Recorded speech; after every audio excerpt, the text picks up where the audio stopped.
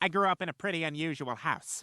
It was a roundhouse. Well, it's definitely been a minute since I talked about a trailer for an upcoming movie, but today I'm going to do a bit more than just that, because there is a bit of behind the scenes issues between Amazon and the director of the film, and I figured it was worth discussing. But first, let's talk about the trailer. It looks like fun, plain and simple. It's a remake of Roadhouse starring Patrick Swayze from 1989, and it's more or less the same concept, just updated, I guess you could say. Obviously, it takes place in modern day, for one, and now the main character, played by Jake Gyllenhaal, is a former MMA fighter, and really it just looks like it's going to be a fun action flick. Jake Gyllenhaal's going to give a solid performance like he always does, and you got Conor McGregor here making his acting debut, and I swear he's just being himself in the movie. I got a tip for you. Don't let no one get this close. I can't let you get close.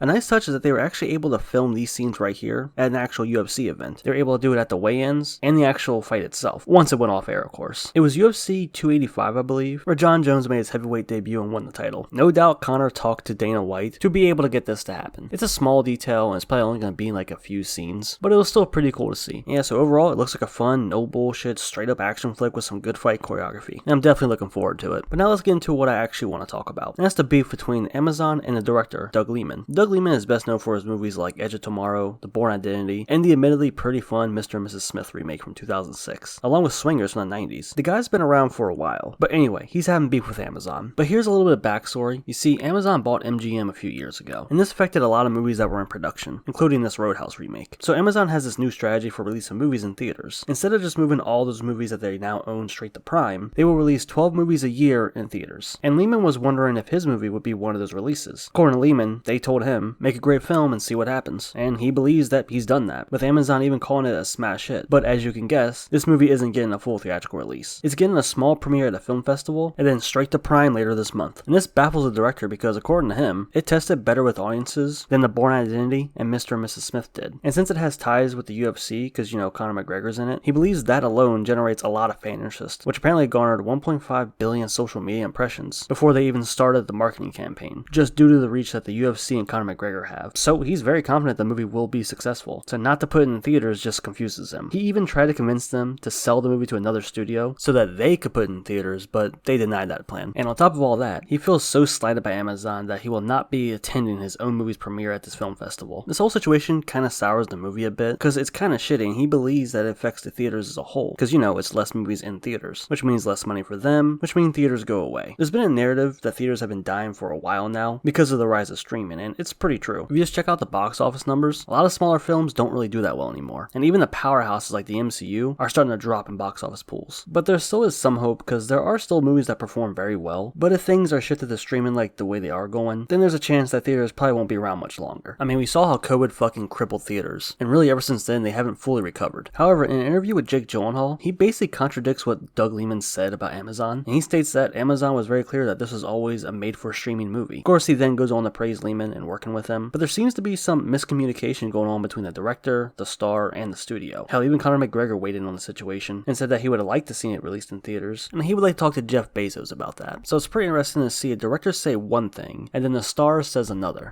So it turns out Doug Liman will now be attending the premiere at the film festival. This popped up literally as I was editing, so I just wanted to throw this in here as like an update. I guess Jake Gyllenhaal or someone convinced him to come to the event. Anyway, back to the video. So I'm still looking forward to the movie because it does look good, but it does kind of suck that the filmmaker's wish for it to be released in theaters is ignored and he feels betrayed. I just want to talk briefly about this because I don't think many people are aware of the fact that Amazon bought MGM, and this will be affecting quite a few movies going forward, as well as existing franchises that MGM owns. It really just shows the shift we've been seeing in Hollywood for years. You know how streaming is going to be the main focus. It's still cool that Amazon wants to release movies in theaters, but it's obvious they're not very clear on which ones get to be released in theaters, you know, just going off the word of the director here. And several other filmmakers have spoken out about this, Christopher Nolan being the biggest example, and I imagine we're going to keep seeing more of this in the future. And it's clear many filmmakers don't want this to happen, which is why in so many interviews they always mention that it's meant to be seen on the big screen. But I guess only time will tell. So thanks for watching. I'll catch you next time.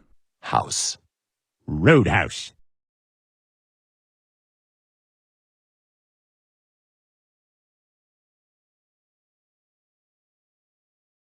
I need them to become a better coach to win.